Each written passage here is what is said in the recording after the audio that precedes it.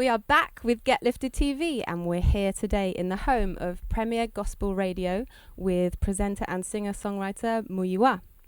Muyiwa has sold over 200,000 albums and is Britain's biggest gospel artist. His new album Ekoile is due out in October the 30th, and just in time for the celebration of Black History Month. Welcome. Thank you. I guess it's good to have you here at Premier Gospel, my home. Yeah, you should be welcoming us. Yeah. That's true. We're in your home. Yes, welcome. Sorry I haven't made you tea just yet, but I have to say that it's always a joy, and it tickles me watching people trying to pronounce my name, and this is my famous party piece, which is my name is Muyiwa Adebayola Iwaju Shalom Tunjogwola. And at that point you're like, what? Can I call you Jeff? First of all, congratulations on the new album. Thank you. Ekoile. First ever all-African album. What decided you sort of go down that road? Well, all our albums today, this is our 7th album. All our albums usually will have a track or two that's African in it. But I'm at a stage now where I wanted to express a lot of what's in my heart, what's in my head. I went through a period when I was growing up where it was really horrible. People would attack you for being African. They'll say all sorts of horrible things. Oh my goodness. And it was so bad at one stage I wanted to be something else. And then I came to my senses. I heard my mother's voice. And Africans have, especially Nigerians, they have this real skill of living 6,000 miles away but controlling you from 6,000 miles away. So my mother lived in Nigeria, I lived here, but she was in total control. So capturing that journey and how I struggled with my identity, and then finding it again, and where I'm at now, why I wear these loud scarves that I do, why I walk around telling people my name is Muyiwa Adebayola Iwaju Shalom Tunjogwola. And I thought I'd really like to capture some of that, and that's what happened with the album. So I suppose it's right to say that this new album's sort of a true representation of more of a personal story that you're. It is. It's quite personal. It probably is one of the few times that I've opened up myself a lot. The thing is, when people see me on stage, they assume that I'm this great extrovert that's loves partying and all that, but I'm not. I'm terribly shy. Even saying it makes me feel awkward. I'm terribly shy, and consequently, you really don't open up so well. But on this record, I talk about things that people will hear and think, "Oh my Lord," and I'm very honest about it. Do you think that's? I mean, this is your 7th record. Do you think it's sort of you're on the 7th album now, so you sort of have a bit more confidence to do that, and a bit more sort of Absolutely, it is about confidence. I mean, some people might say, "What took you so long?" I mean, come on, after 2 records, you should be able to say what you want to say. But as an artist, be it music, be it paintings, whatever it is, it's a difficult thing to open up yourself, because the reality is whatever you do will be critiqued, and that's just the nature of the beast. Once you put it out there, someone will have an opinion, and someone should have an opinion since you put it out there.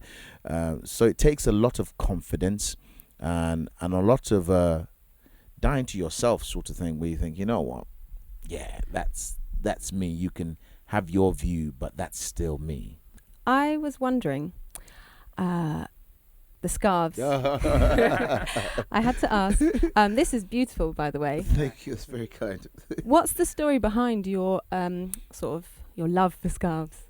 Well, you have to listen to the CD and find out. Oh, very good. I have a wardrobe full of scarves, different colors, all of them are African prints. I get the question all the time, why do you wear scarves? So on this new record, I thought, you know what? Let me explain why I wear my scarves. So if you want to know, in the year 2025, whilst I was wearing this, listen to the Ekoile, the album. Your father was a farmer, I believe. Yep. And your mother was a radio broadcaster at Radio Nigeria. Mm-hmm. So presumably, I mean, that's how you got into radio, and that's how you got into music. No, it's, the reality is, it's not. I mean, I I credit that. I credit my Mm. mother. I credit that to some of what I have. I never wanted to do radio. I fell into radio. My father was an academician, and then he retired to become a farmer. My mother was a radio presenter. She retired to join him in farming. My mother was a singer too, but they didn't want me to do music. They actually wanted me to do business studies, and I did that. Business studies was a nightmare. I used to sit in my accounting class, and I'm telling you, no word of a lie.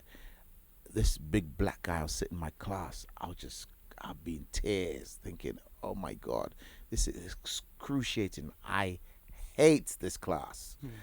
Uh, and then I was able to get through that, and I started my music degree. My final year of my business studies, I started my first year of my music. So I was doing the two at the same time. I was at East London University doing business studies, and I was at Westminster doing music, traveling between the two.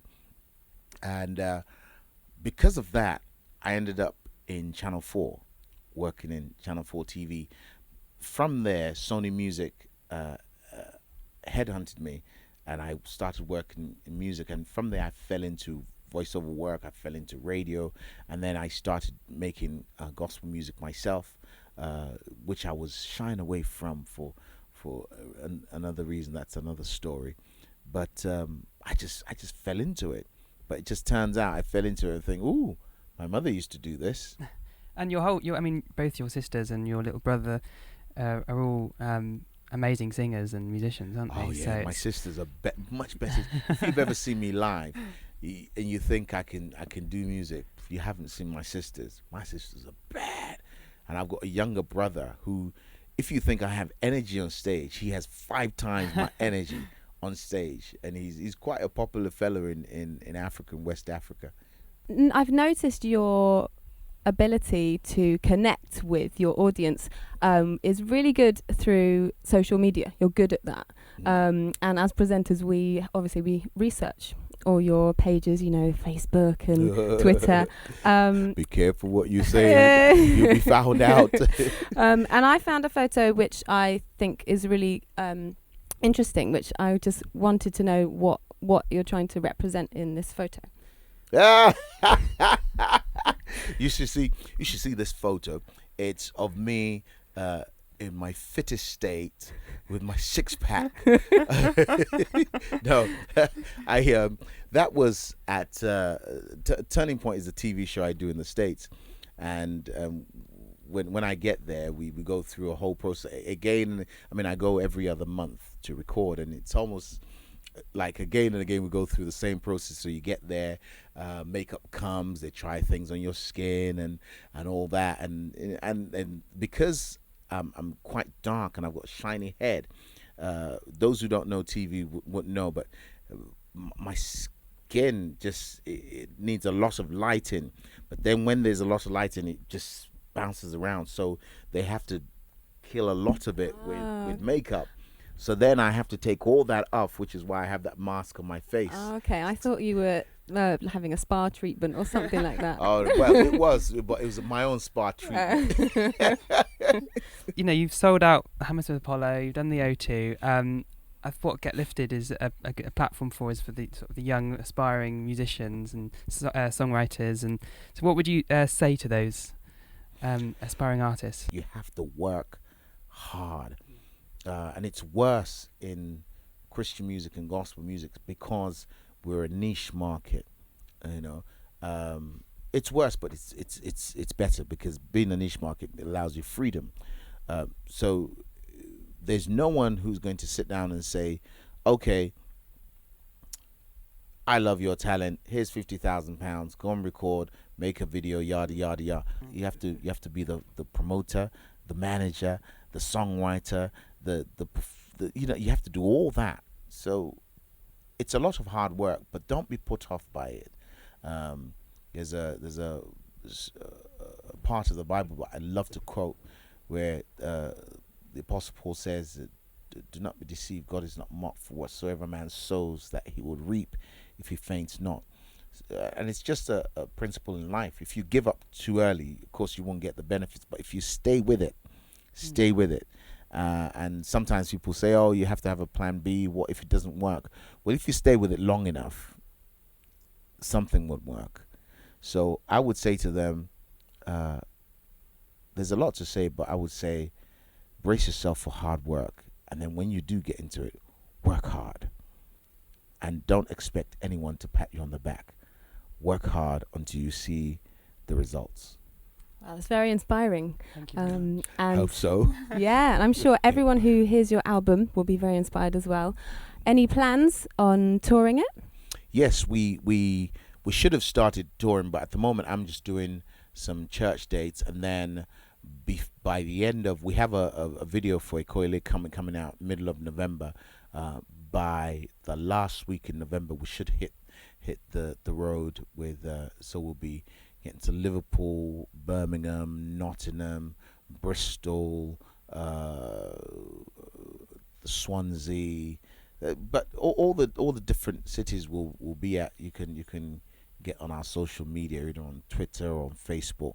Once you connect with us, you can get all the details. And you can see lots of fun photos as well. Of my own personal spa moments.